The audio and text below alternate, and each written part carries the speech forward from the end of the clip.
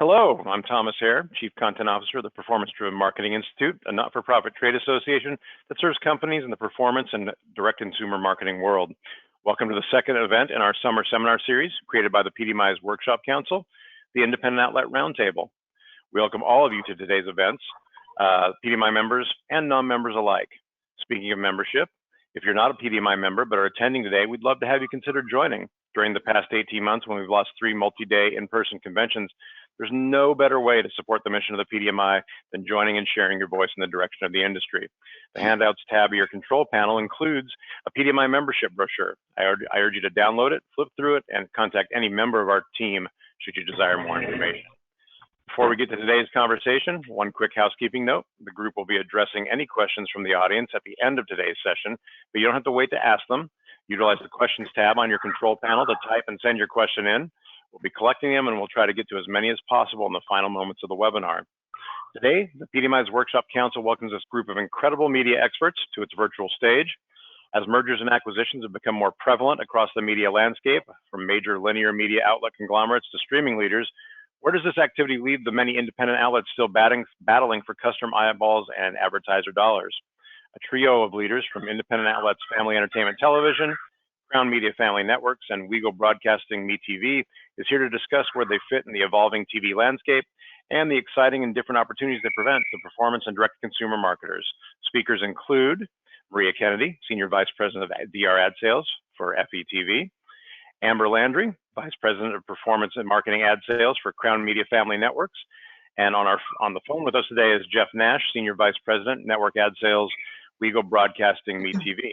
The group is helmed and moderated by Nuno Andrade, Vice President of Strategy for Dallas-based Media Culture. Folks, thanks for joining us. Please take it away. Thanks, Tom, and thanks again to all the panelists for joining us and everybody out there listening. I think we'll get started.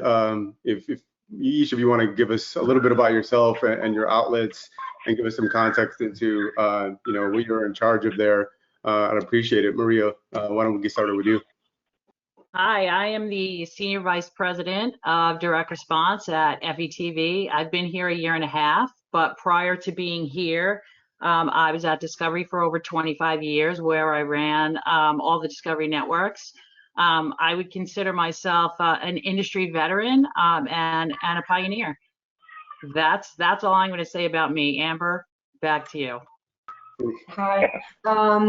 Yep, so Amber Landry, I'm the Vice President of Performance Marketing Ad Sales at Crown Media Family Networks. I've been with the company for 21 years, and when I started, we were a little-known cable channel called Odyssey Network. And then 1 year later, we rebranded to the Hallmark channel under our parent company, Hallmark Cards. And then since then, the company has increased its portfolio to include 2 additional linear networks. We have Hallmark Movies and Mysteries and Hallmark Drama. Each network is distinct in its programming and its offerings, which include original content and some of television's most beloved series. And then just taking that a step further, in addition to our linear properties, we do offer media extensions through our digital platforms. And we've also created a subscription VOD service, Hallmark Movies and More, which is another access point for viewers to access our unique and feel-good content. And I did start when I was 7, in case you're wondering. I've been here. I was 10. Yeah. Great. Jeff? Sure. Hi. First, Tom, thanks for having me. Appreciate it. Jeff Nash. I'm from Weigel Broadcasting. I've been with Weigel probably close to 15 years now. Started with the company back when we were just a local broadcast station in Chicago with representation in Milwaukee and South Bend. Today, we have 5 national networks: MeTV, Heroes and Icons, which is known as H&I, Start TV, Movies, and Decades. Great. Appreciate that intro. I think we touched on this a little bit, but I would be interested to hear a little bit more about the content, the types of content that your outlets offer, and what do you think sets you apart from some of the larger conglomerates like Viacom or Disney? What's your differentiator in the marketplace? Amber, do you want to take that one? Sure. Well, I would just say, even with all the consolidations, Crown Media continues to thrive and grow as an independent programmer. I mean, and a lot of that, most of it has to do with our brand and our commitment to delivering that quality content that continues to serve our viewers, our distribution partners, and our advertisers. So the Hallmark brand goes back over 100+ years. It's a legacy that celebrates connection and positivity and joy and hope. Think about when you go in a Hallmark store, it's all the things that you look at. That's our calling card, and that's the secret to our success. So that's been a huge differentiator for us in the marketplace. And not only that, but we've also extended that beyond television to create a Hallmark Channel experience, a Hallmark Channel lifestyle. You can drink our wine. It's pretty good. You can join our wine club, read our books, listen to our podcast, subscribe to our SVOD service. I mean, all of these touch points that start at the base of the brand, which has really helped position us uniquely in the media landscape. I could jump in there, Nuno, too, and kind of get some feedback on our network group. As many as you know, MeTV stands for Memorable Entertainment Television. Basically, how I like to define our networks is comfort television. It's safe family programming. During the last 18 months, for example, there was a lot of uncertainty in the marketplace and in the world, and a lot of negativity. I throw the news networks out there in that one. And, pretty much anywhere you look, you saw some negative comments going on about COVID or the economy or something. And our networks are designed to give people an opportunity to relive their past. It's safe. Like I said, it's family friendly. It's a place to go for comfort. And, we have a library of shows that's pretty deep. So we're able to, move things around, replace shows. If we have viewers that are constantly calling, asking if we have a particular show and whatnot, we'll take a hard look at it, maybe to incorporate that in our lineup. We're constantly looking at our lineup and looking for ways that we can introduce some of our shows to, people who've watched them in the past, or, younger families who this might be first run broadcast television for them. So this is the first time watching the Westerns, or, the Flintstones, which we have on prime time now, like it did back when it launched in the 1950s. So we can be creative with our programming. We can do things a lot differently than the other network groups because we have the flexibility to kind of, not only go with what viewers want, but also what advertisers are looking for, and make changes, pretty quickly and adapt to those market conditions. And I'd say classic TV for FETV, where family is everything. Classic TV is really popular now. It's really mainstream. FETV has a fierce audience who really has a personal connection, to our network. And we talk to our viewers all the time. We understand what content they want, and we deliver that content to them. Our EVP of programming is always out there, and she's working with all the studios, to curate the best content, to secure and to deliver what our audience wants.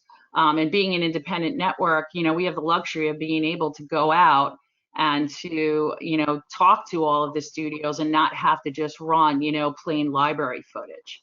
Also, our audience on FETV is really our strength. Our audience is upscale. They live in A and B counties, and they have this disposable income to really buy your brands. And they're out there and they're spending. In fact, they're spending so much in the last 12 months online, they've spent over $1.4 billion shopping. So they have money and they shop and they buy your brands. That's our audience. Yeah, Maria, I think you led me off to the next question here. Tell us about your audience a little bit demographically. Like, what do they look like, and what is it about your content that makes it so appealing to those audiences? Okay, so our strong point of our audience is we're adults 35 plus. At FETV, we try to deliver 3 E's, and we strive to deliver 3 E's from a sales perspective. Our programming is engaging, we're easy to work with, and we're efficient. You know, we may not be like the biggest ratings deliverer, but we deliver the audience that has the buying power. Our consumers have that strength.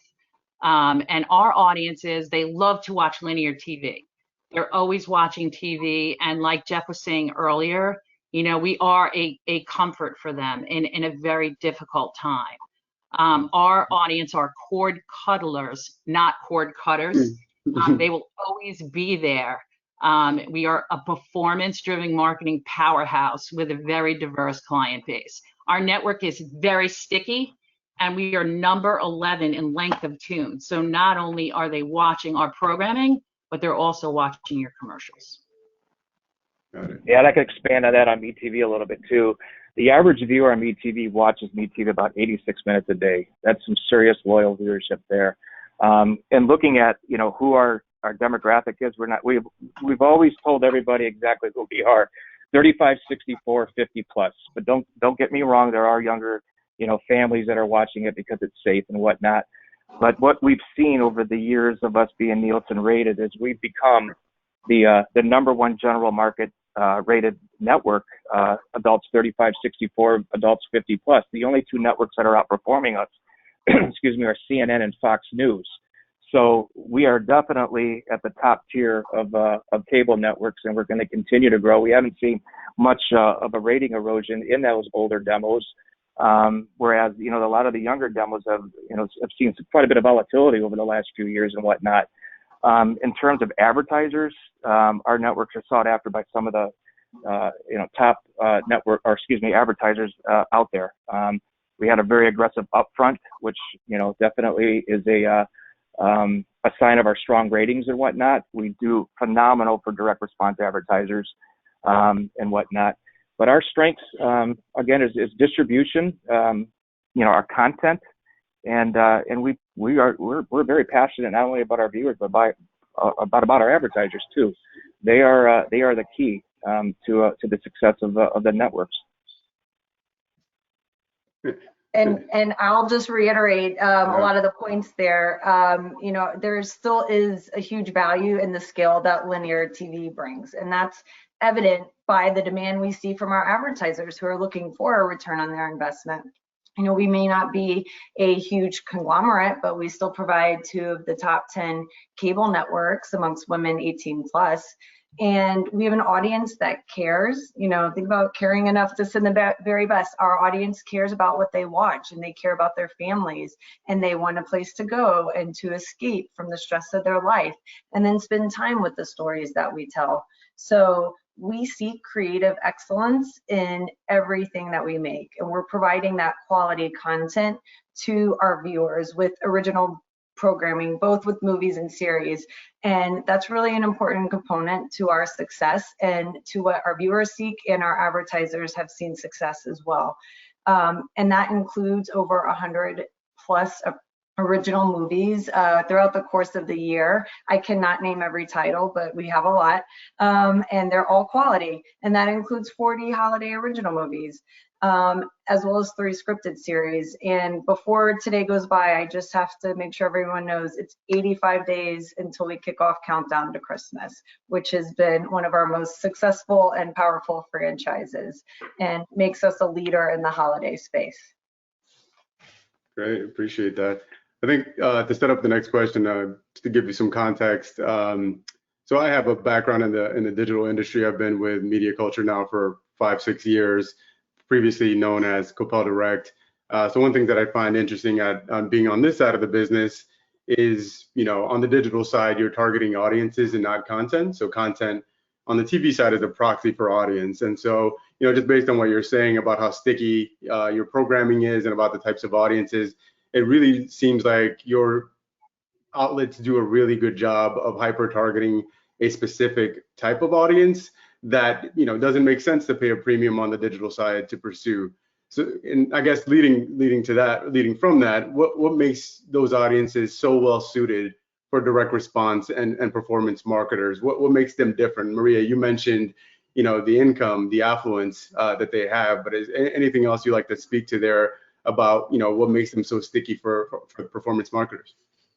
I think the fact that people are still they're still watching series and paying attention to it, and they have money. They have the money to be able to buy the brands and buy the products, and it is an environment that really does serve. It really does serve the direct response advertisers well. Anybody that comes on with us and they test, they usually stay, and they stay for a while, just like our viewers do. They come and they stay for a while. So I think that we're not saying don't buy the bigger networks. We're saying buy us in addition to the bigger networks, and really give yourself an opportunity to test us and see that these audiences are quality audiences. For us, we have a similar audience to a news audience. And again, they are upscale, they are affluent, they do have the money, again, to buy your brands, and to really be able to, make a difference in a buy. We can clear longer length spots. We can clear anything from a 15-second to a 5-minute. And we do have the inventory to be able to clear those longer length spots. And that does make a difference to especially the DR advertisers who, they need those 2 minutes. They need those longer length spots. It really does, for them in the future. It really serves and makes a difference to them, and again, they're consumers. Yeah, I read a statistic a while back, and it might have been, I can't recall the source, but 70% of the total money spent in this country is spent by baby boomers. Okay, so that's our core audience. 35, 64, 50 plus. Think about that. That's billions and billions of dollars that's spent annually across the country, and that's who we target. That's our core audience. That's why, not only for direct response, but for branding agencies, general market, why our upfront on MeTV was strong this year, because they know where the spending power is at. They see it, they want it, they look at the ratings and realize where those eyeballs are, and they're going after them aggressively. So that's why, independent networks like us, we're making a big splash in this big ocean now. We're not just a little fish swimming around, looking to get accepted into a group of fish. We're actually one of them now. We're right there, and I think that's great, because there's a lot more room out there for networks that can deliver the type of content that we deliver. And there's so much saturation out there. There's lots of networks that have launched over the last few years. Some of them, their ratings are non-existent. And just listening to what is happening in the DR community in terms of results, I don't know if there's room for many long-term. I think with the cost of content going up, some of these guys are going to have a hard time staying afloat, So, with that older demo and the content that we have, I think that we're going to be setting ourselves up for the future. I think it's a really good opportunity for advertisers to take advantage of that demographic, whether they're buying, 18 to 49s or 25 to 54s. They really have to take a look at this demographic, because that's who has the true spending power. They have trillions of dollars in spending power, actually. 1/3 of the U.S. population right now is over 50 plus, with trillions of dollars of spending power. That's a big impact. And a lot of the advertisers are not targeting them. So they're kind of ignoring the older demos and really going for the adult 25 to 54, and everybody's looking for new eyeballs and ways to make more sales. The ways to make more sales are to look at different audiences and look at audiences with strength, and the older audiences are the audiences that have strength. Yeah, and I'll use one example out there that I've noticed in the last few years. We'll just use P&G. P&G, everybody knows, buys on women 25-54. Okay, it's one of the worst demographics on our networks and whatnot in terms of pricing and the amount of people that we reach. Even though we do have we do reach them. Lately, they're now going back after the older demographic, because not only are they loyal to that brand, but they have a lot more competition in the marketplace too. There's a lot more consumer products available out there. So P&G needs to step up and say, hey, what am I going to do to retain my loyal brand consumers and whatnot? And so we're starting to see a shift of people going from the younger demographic over to the older demographic. And P&G is just one of many examples that I've witnessed or negotiated with this past upfront. I mean, there's been several brands of in the past that only targeted the under demographic. Now they're completely taking a different strategy, and I applaud them for doing that. They're seeing what they're seeing the advantage of targeting the baby boomers and whatnot. So I think over the next few years, you're going to start seeing a lot more of people shifting into more of a broad demographic, 25 plus or 35 plus or even 18 plus in some cases. So it's slowly starting to happen. I think people are recognizing the value that this audience delivers, and it might be a total game changer out there for the upfront, the near future. And I'll just say, I think if you're consistently providing great content and you have a trusted brand, that's going to be an immeasurable value to advertisers, no matter what platform they're viewing. So whether it's original programming in our acquired series, there's also a lot of trust that our networks bring to our advertisers and to the viewers that are watching it. Yeah. I think to the point around the older demographic and the affluence there, I can't expect anyone to read into advertisers' minds, right? But a question that comes to mind for me is, why do you think there is that impetus for certain advertisers to target younger demographics when what Maria, what you stated is the case of the buying power for that audience? Could it be that today's millennials are, in 20 years going to be aging in and they want to gain a foothold within that audience while they still can? Just some thoughts on that. Yeah, I think CPMs. Of course that's the reason. Go ahead, Jeff. I just think it's all driven on the CPM. The younger the demo, the cheaper it's going to be for them. You look at the CPMs in the older demographic, they're going to pay a heck of a lot more. So some of these brands shouldn't be targeting the younger demographic. They should be targeting the older, but they know the work around that, and they know how they can get a better opportunity out there for their advertiser and whatnot. So yes, you got to start looking at the future, but right now, there's a big difference between a women 25-54 and adult 35-64 CPM in the marketplace. So as long as they can hold on to that CPM they've had historically, they're going to do everything they can to do that. Appreciate that. I think everyone's pretty much mentioned audience and content as a little bit of a differentiator.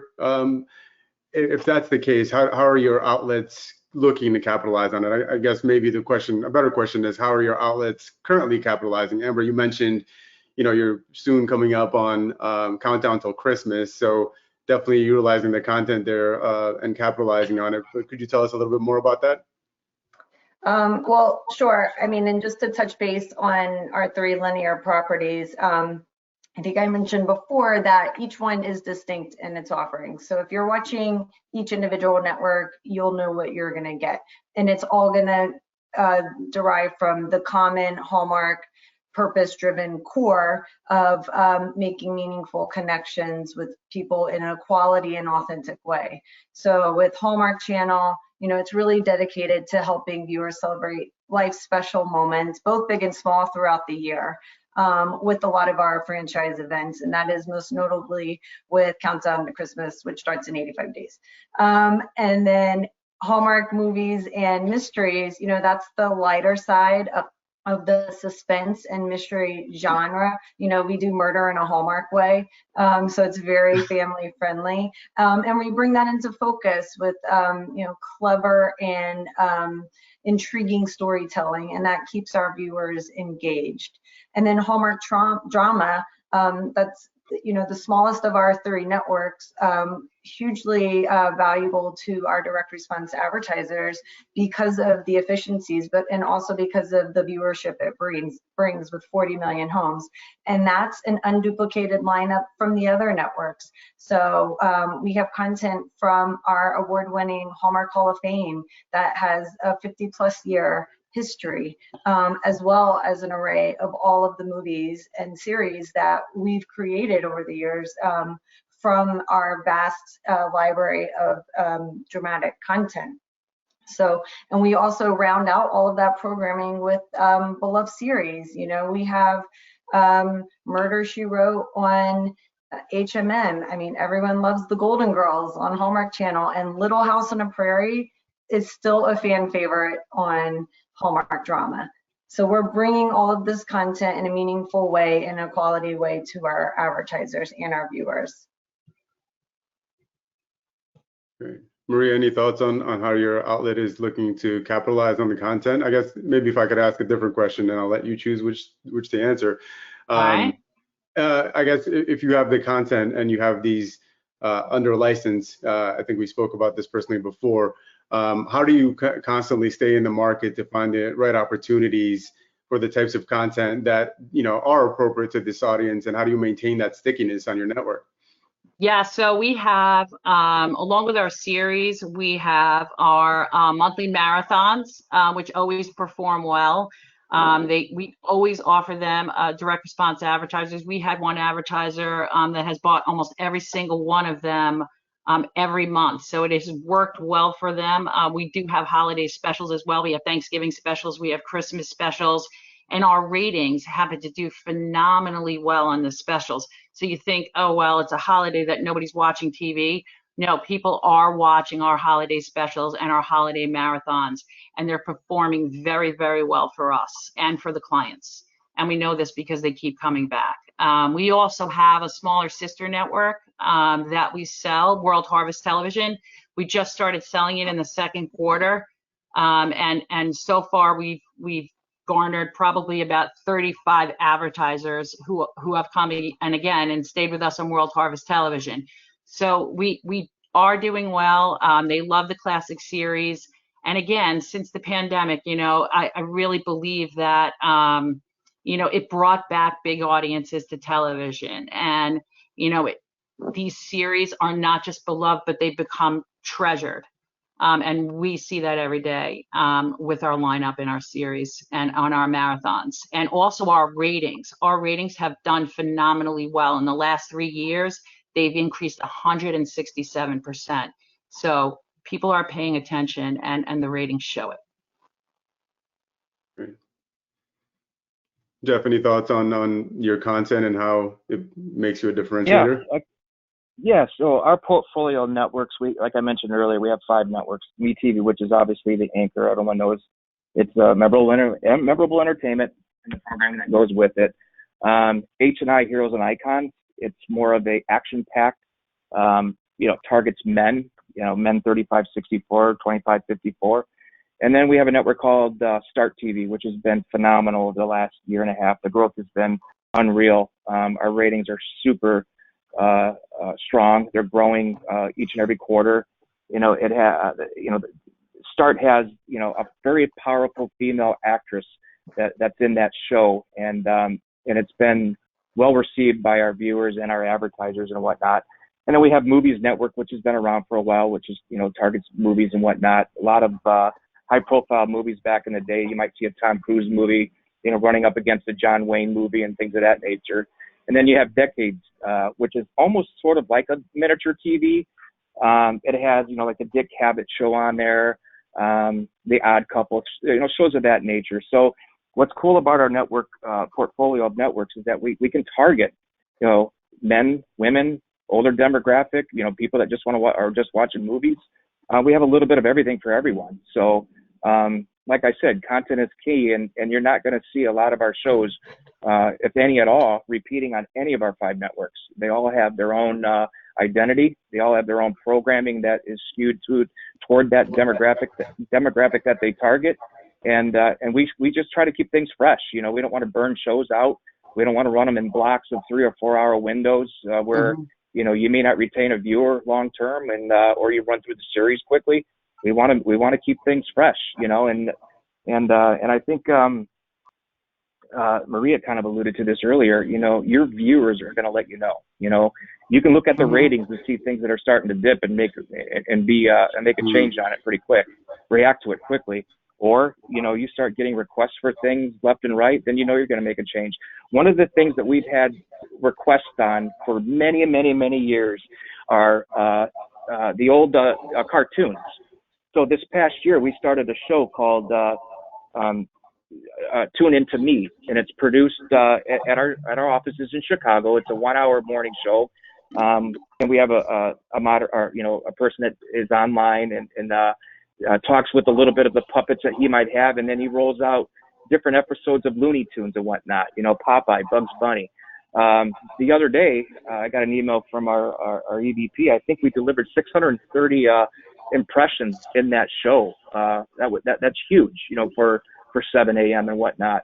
I alluded to the Flintstones earlier. We had a lot of people asking about the Flintstones, so we went out and got the Flintstones. We put it in prime time when the show was first run broadcast back in the day. Everybody knows the Flintstones is the cartoon version of the Honeymooners. We also have the Honeymooners that runs on our network and whatnot. So, we pick up things along the way. We look at social media outlets. We hear what viewers are looking for and what they want. And we collectively, as a company, start strategizing on what our next move might be and if it makes sense or not for all of our viewers. So that's what makes this whole, portfolio of networks, kind of a niche, and very appealing toward viewers and advertisers. I was saying earlier too that we listen to our viewers, and our viewers pay attention. We had a test where we pulled the Monkees that runs on Saturday mornings before 8 a.m. We pulled it for about a month, and I am not kidding you that our EVP of Family Broadcasting was flooded by emails. When are the Monkees coming back? You need to put the Monkees back on.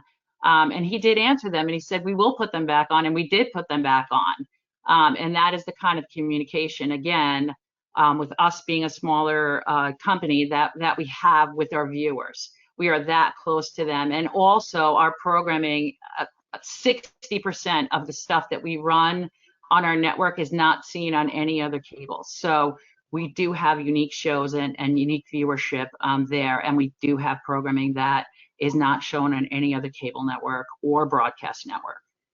Over 60%. And Nuno, I want to throw another thing out there about our network group, because this is super important for what's happening in the marketplace right now, and that's the cord cutting that's happening. All right, You hear it, you see it, you read about it in the trades and all that good stuff. Well, our networks are broadcast networks. They're available over the air. Okay. Most people look at our network groups as cable networks because we appear on the cable ranker, or when we negotiate, with the big shops in New York and whatnot, we're considered a cable network. That's the CPMs that we're negotiating. So anytime, there's cord cutting that's happening, we're resilient to it. And the reason I say that is all you got to do is turn your TV on and grab an over-the-air signal, and you're going to get all 5 of our networks and whatnot. So with that, we've been able to find a lot of new eyeballs and the younger demographic that I alluded to earlier. Yes, you can look at our programming and call it recycled programming, whatever you want to call it. Okay. Well, the older demographic is looking at this as something that they remember of the past. They want to relive that. It was comfort TV for them, and they are ecstatic at the fact that they can watch it again. Okay. You got families that with young children that may not be able to afford DirecTV or Dish or cable anymore, cutting the cord and now discovering us the first time on over the air. And guess what? It's first run broadcast for them. As they age, I'm sure that programming is going to go with them at some point, or hopefully, but there's more than enough shows for them to really adapt to that culture and that type of programming where it's safe and friendly. And honestly, it's Americana, in my opinion. These shows are true American shows. The Westerns, for example, we deliver millions of viewers daily on the Western block. MASH, we all remember MASH growing up. It was I think the finale at the time was the #1 rated or all-time highest rated show of all time back in the day. And that show runs nightly on MeTV and still delivers 1 million to 1.5 million viewers nightly. So there are people out there that really want this programming, and having the availability over the air is just going to allow the younger generation to, get used to it. It's going to be first run to them, and they're going to appreciate it too as they age. Yeah, appreciate that, Jeff. I think that leads me to my next question around, you mentioned cord cutting as a potential challenge that is not so much one for you. But what do you think are the biggest roadblocks to your outlet's continued success in the marketplace? Well, everyone's going to have roadblocks. There's always something out there bigger and better. Technology is always evolving. I hear constantly, what are you going to do with digital? What's digital doing to you guys? Well, my personal opinion of digital is that there's room for everybody. I think it all complements each other. You know, I think linear helps digital and digital helps linear, and there's plenty of room in the marketplace for it. You know, kind of getting back to the cord cutting. You know, people cutting the cord because of the cost of cable and satellite and all that. You know, my family, I have 5 children. Okay, so we subscribe to Netflix, Hulu, Vudu. Gosh, every time I turn around, my credit card statement's got a different subscription on it. So a family can easily go subscription broke, signing up for all these, you know, OTTs and whatnot. So the question becomes is which ones are you going to buy into and hold on to long term?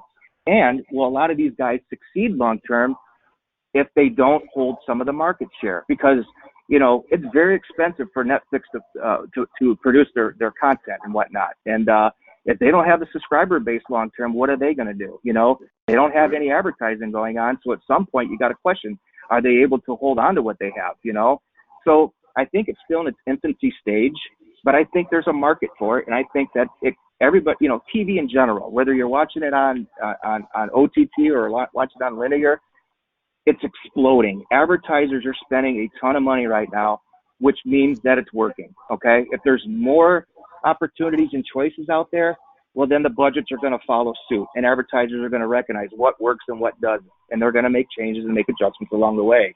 So I don't have a problem. I'm not going to say that digital is hurting us. It's a wait and see proposition. You know, let's see 5-10 years from now, who's around, you know, and that could be the same thing said about linear television. But in the meantime, I think there's room for everybody, you know? Right. And, you know, over at Crown Media, you know, we do know viewing habits are shifting. So that's why we opt to not only deliver our Hallmark branded content on our 3 linear channels, but we've also created access points for our content through our digital authenticated platforms. So through our full episode player Hallmark TV app, and also through our streaming services. So for us, you know, objectively, there may be some sort of challenge because we're at a disadvantage. We're not a huge conglomerate. You know, we don't have that extensive cross-channel marketing opportunities that the others have. But we have a very clever and creative marketing department, and they've done an amazing job to get our message out there. And the proof is in the numbers. I mean, we're #1 status in 4th quarter. So, you know, for us, we do think with the content that we're and quality of content that we continue to provide and continue to provide access points for those viewers are going to find the content and the advertisers will continue to find success in those areas. And for us, I think, you know, classic TV, it serves as an inspiration and has served as an inspiration for current content. Look at WandaVision, look at Perry Mason on HBO. We're all running into the fact that MVPDs are losing, you know, sub base. But we have to find streaming services to partner with or free to airs. And it's up to our, you know, distribution departments. And we just hired a new SVP of distribution. So I'm hoping that, you know, that helps us, you know, continue to grow as we have been over the last few years. I think it's incredibly important to get our content out to everywhere we possibly can, whether it's free to air or streaming services. In fact, we just got picked up on Friendly today. We start. Amazing, congrats. Good stuff, family friendly. We're there too. Yep, it's all good. Yeah. Marie, I'll stick with you on this one. From an advertiser standpoint, what do you think are some of the biggest opportunities and or challenges right now when looking to advertise on your network? I think some of the biggest opportunities are some that I mentioned earlier with our marathons, but we also do secured deals. We do DR upfronts. You know, we want to make it be very easy to work with us. And again, we're willing to listen to ideas and, you know, have clients come to us with their wish lists. Like, we know the 4th quarter, the open enrollment time period is a very difficult time for a lot of our advertisers. They can't clear anywhere, not just on us. So we try to be proactive and go to them and say, hey, we know this is going to be a very difficult time. Let's work something out. And we can do that in our national inventory and our affiliate inventory. And we have done deals already, and we'll continue to do them. And we will not sell our network out. There'll always be opportunities on FETV. Yeah, Maria, you mentioned to me when we were speaking previously, I believe you said something along the lines of creating opportunities for advertisers and, coming up with custom units. And as a exactly background, yeah, the idea of going to a Facebook or a Google and asking for a custom opportunity, it just blows my mind that that's even available. Yeah, we create custom vignettes, sequential marketing. We do credit squeezes. We can pretty much do almost what anybody asks us to do. We just have to have the right partners to do it. We have had them, and we're open for business to do it again and again and again. And same here. I mean, not only, we have the 3 linear networks, and that provides scalable pricing across each of those networks, both with our national and our local inventory. But if you go further, and in addition to accessing that traditional DR inventory, we as well can offer fixed deals to our clients, so they can eliminate some of that volatility that happens in the marketplace. And these deals are pre-negotiated and non-preemptible media schedules. And then we can also work with our marketing department, same thing. We can provide both turnkey and customizable unique solutions for advertisers, from billboards to custom vignettes to original programming integrations. And we've done it, and we have advertisers in the performance marketing direct response space that have done it. Jeff, any thoughts on that, on your biggest opportunities? We have similar capabilities and whatnot. The difference between us and a lot of the other networks is, again, it's older programming and whatnot. And a lot of these shows, all of the shows, in fact, on MeTV, they weren't designed or built for advertisers. So we only have 12 minutes an hour on MeTV, and 7 of that's national, 5 of it's for the local affiliates to use locally. We are totally against speeding up our shows or cutting the credits at the end to add more inventory and whatnot. Our viewers know when that happens. They want to see the credits. We get constant viewer emails regarding us, thanking us for not taking the credits out, or, believe it or not, they've seen these shows. They're very loyal to these shows. So if you start tampering with them, they're going to see, and they're going to know, and they're going to respond pretty quickly. So, we could get greedy and start chopping them up and adding more inventory because the market calls for it, but that hurts the viewer, and that's what we're in business for, is the viewer. We want them to have that platform to turn to at all times. So, we can do vignettes, we can do billboards, we can customize anything anybody wants, but at the end of the day, we don't want to take away from our brand, and our brand is, we're sold out. I hate to say it, but we are, and that's because we have limited inventory, and we're not going to change that. We're going to stick to it and continue to bring this content and these platforms to our viewers in the format they're used to seeing it in. But I think that you can have creative opportunities without giving up anything on the program. And the originals do stand the test of time, Jeff. I'm in 100% agreement with that. And we do the same thing at FETV. We don't mess with the programs. We don't speed up the credits. But we do have the ability to enhance and put bugs up and IPMs. It doesn't mess with the integrity of the series, and we won't do that. We're not in business to do it that way. But we are in business to create opportunities for our clients, and we will do that, and we'll continue to do it. Great. Jeff, you talked a little bit ago about cord cutting and then potentially subscription happy families that are going to have 8 to 10 subscriptions that are going to rival what they were paying for cable or satellite.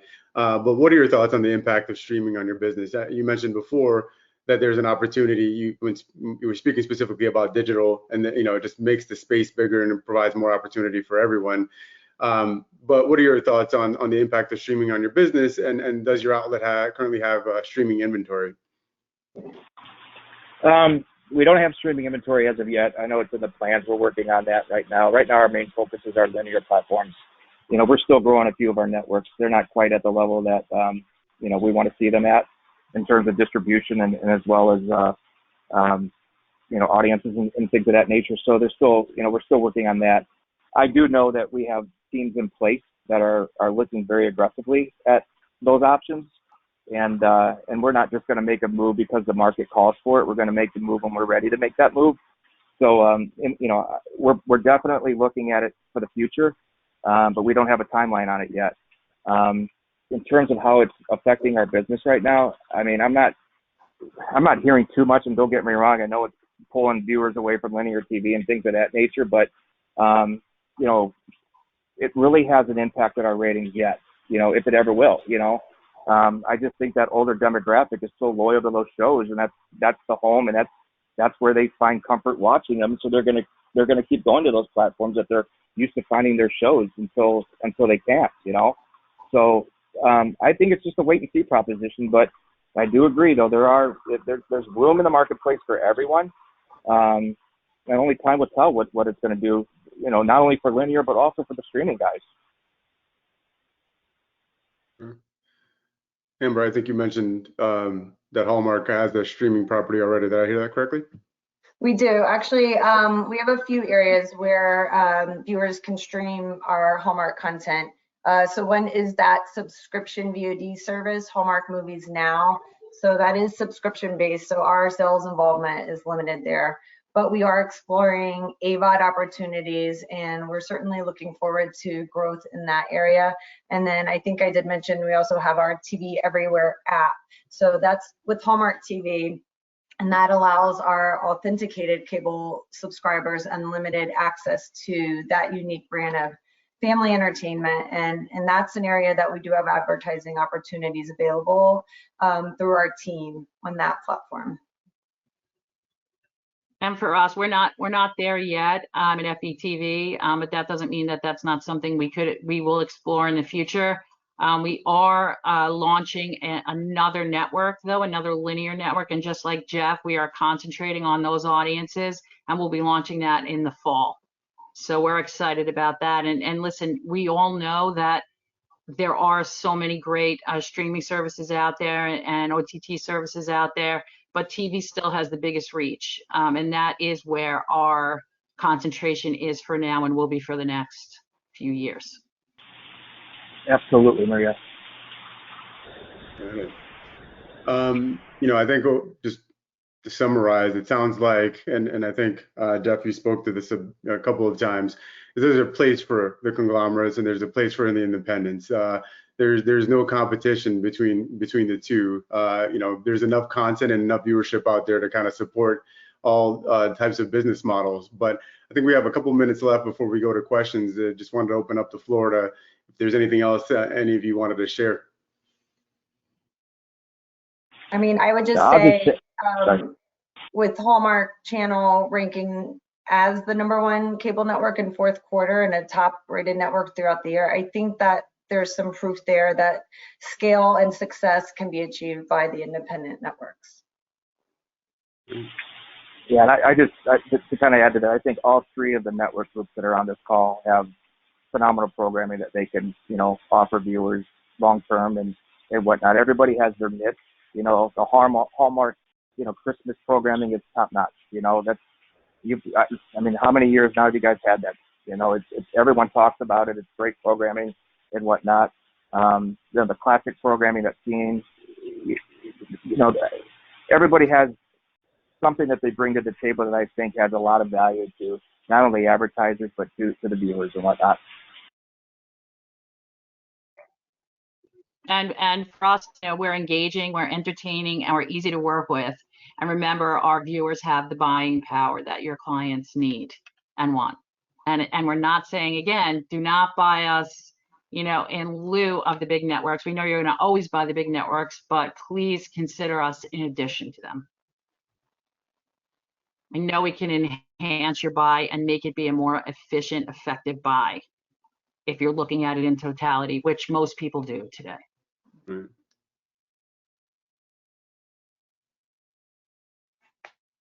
Great. Tom, do we want to kick it to questions now, or should we continue? No, yeah, let's jump out there. We got a couple, and we have bandwidth for more. So everyone who's online, if you want to ask a question, use your questions tab, and it'll come in through to me, and we'll reach out. I'm going to tweak this one a little bit, just so it's not quite so sensitive. The question was, what would each of you pick as your number one content opportunity for direct response or D2C marketers? Maybe give us a surprise pick as like a great content opportunity that you guys have on each of your outlets for those marketers. Because I don't want to have you guys held to a number one thing. Well, I can just say holiday I can tell you. programming. I mean, we're 24/7 holiday programming. So as of October 22nd, 85 days. Did I mention that? That's my next question. How long until countdown to Christmas? Yeah, 85 days. Yeah, Jeff. If you go to Home Depot and Lowe's, they already got the Christmas tree set up. Well, right before Halloween. Exactly. Go ahead. Anyone else on that? We have dog days coming up August 9th. So any pet brands out there, it's one of our strengths. Dog days, August 9th. Nice. Jeff, what about you? Have something there? Yes, we're launching some new shows. I'll let I'm not going to open up that can of worms just yet, but there's some new content that's going to be coming out on our network groups that's very, very appealing and well-known shows. So I'll share those press releases with you, Tom, when we're ready to make an announcement. Awesome, that's great. Here's another one. Obviously each of your groups is thriving with family-friendly content. Is there continued growth there in the future? I think, with the way I'm reading this question is there kind of a never-ending content vibe there as everybody ages, as we go from the boomers to Gen X and beyond? Thoughts? So, I mean, for us, it is all about the quality content and original content that we put out. So the short answer is yes, that's going to continue to develop and continue to evolve and continue to evoke the purpose behind the Hallmark brand.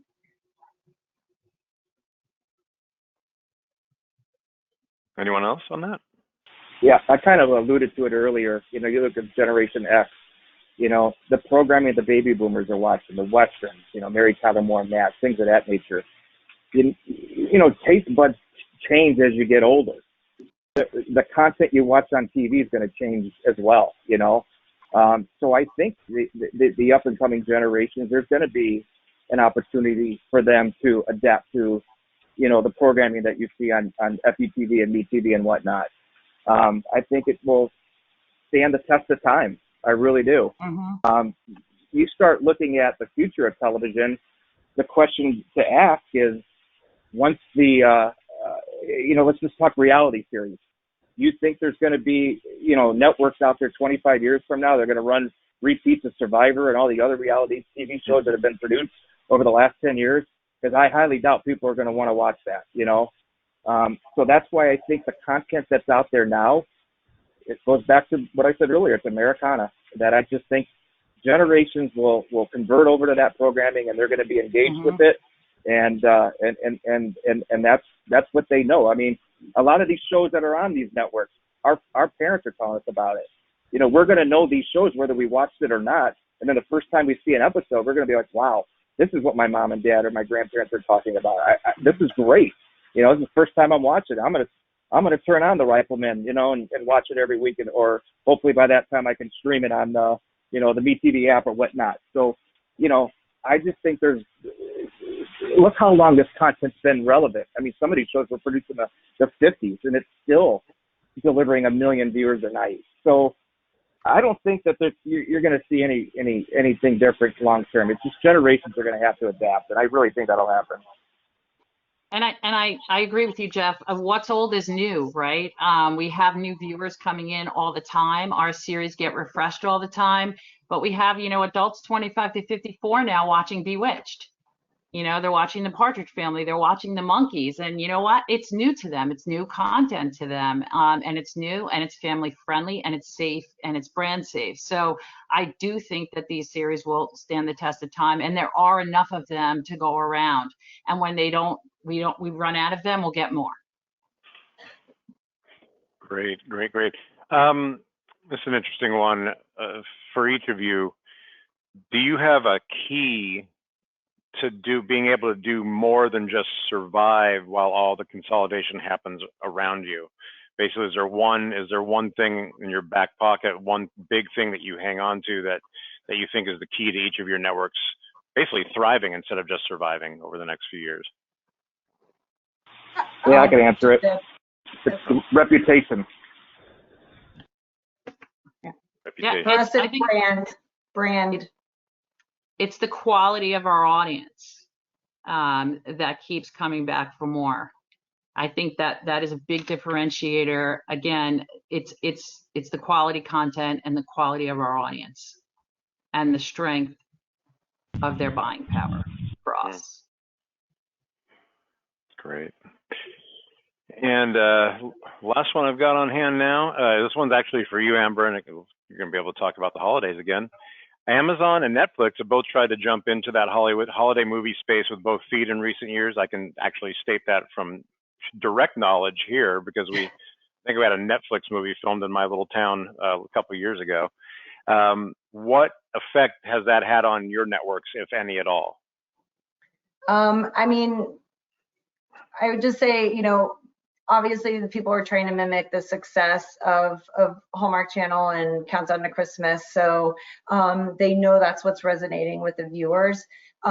We know the competition continues to get stiffer, but we continue to stay true to the quality content and storytelling that we provide. So I think if there's audience erosion, it's kind of across the landscape. It's not necessarily directed to looking at one holiday movie versus the other. I mean, we have been successful at #1 for multiple years now in a row, and there is no slowing down. I mean, 40 movies planned to come out this season as well. Great. Well, I think that we are about good to wrap up here. Nuno, any last thoughts before we tap out here? Yeah, something that Maria said just struck a chord because younger demographics are watching older content. It just, you know, I feel like my daughter, who's 14 years old, one day is going to find Bewitched and is going to be like, wow, look at this new program, right? So it's a very valid point of the types of content we're talking about that is, you know, resonates across demographics. So definitely an exciting time. And stands the test of time. It's quality content that stands the test of time. You can't beat it, and you can't recreate it. Yeah, exactly. True. Look what the Brady Bunch has done and how long everybody wants to watch the Brady Bunch. Everybody knows the Brady Bunch, you know. That's right. So Tom's laughing because he probably used to live by the house over there in California, huh? One that sold for like $3 or $4 million. yeah, I've been by that house. Same with me. The little docs about how there's no way that the interior of that house would have fit inside of that house.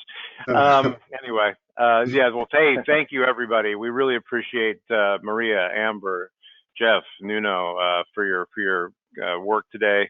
Your information, wonderfully done. We appreciate it. For those of you who have watched, or if you missed any of it, this will be live online probably sometime early next week, or not live online, but the video will be online sometime early next week. Also, we'd like to thank the PDMI Workshop Council for bringing the event together. If you're a PDMI member and would like to get involved, you can reach out to me directly to share your interest in the Workshop Council today. Your next opportunity to attend the PDMI live event online is our next episode of Take 20, the 20-minute webinar series created by our Brand Response Council, which will air next Wednesday, August 4th at 2 o'clock Eastern, 11 a.m. Pacific. Visit thepdmi.com/take-20 to check out the upcoming schedule and register to attend. Our next summer seminar series event, slated for August 17th, will be announced soon. Keep an eye on your email, our website, and social media for more information and your chance to register. And of course, we're all looking forward to once again meeting in person at PDMI West in San Diego, October 4th through 6th. Registration is moving well and hotel reservations are filling quickly. San Diego is the best vaccinated place in all of California. They reported last week, which is tremendous news, and everyone's looking at joining us. So please visit thepdmi.com/pdmi-west for more info and to join us there. Thanks again for joining us. Until the next time, enjoy the rest of your day, the rest of your week, and be well. Take care. Bye-bye. Thank you.